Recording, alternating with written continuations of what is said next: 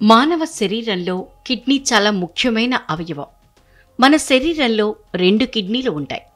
అందుకే వీటి ఆరోగ్యం పట్ల చాలా జాగ్రత్తగా ఉండాలి. 2 కిడ్నీలలో ఒకటి చెడిపోతే ఆ వ్యక్తి సజీవంగా ఉండగలడు. అయితే ఇది అతనికి చాలా సమస్యల్ని కలిగిస్తుంది. ఒక వ్యక్తి ఒక కిడ్నీపై ఎంతకాలం జీవించగలడు అనేది అతిపెద్ద ప్రశ్న. మరి దీనికి నిపుణుల సమాధానమేంటి?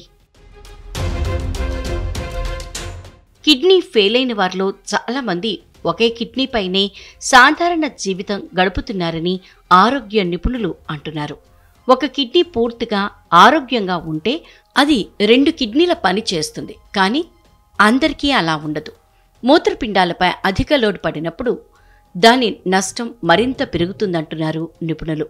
ఒక వ్యక్తి తన జీవితాంతం ఒక కిడ్నీపై జీవించగలడా అంటే నేషనల్ కిడ్నీ ఫౌండేషన్ ప్రకారం చిన్నతనంలో పిల్లల కిడ్నీని తొలగించినట్లయితే అతనికి జీవితంలో కొన్ని సమస్యలు ఉండవచ్చు.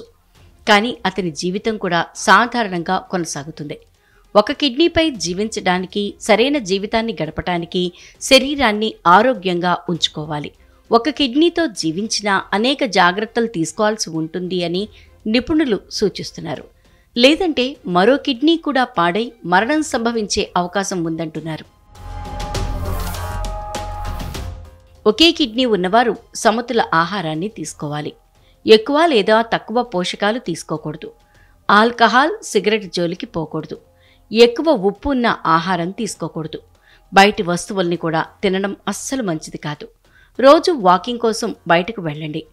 ఉదయం లేదా సాయంత్రం ధ్యానం చేయండి. తగిన మోతాదులో నీరు తాగండి. ఇది కిడ్నీలను శుభ్రపరుస్తుంది. శరీర బరువు పెరగకుండా చూసుకోవాలి.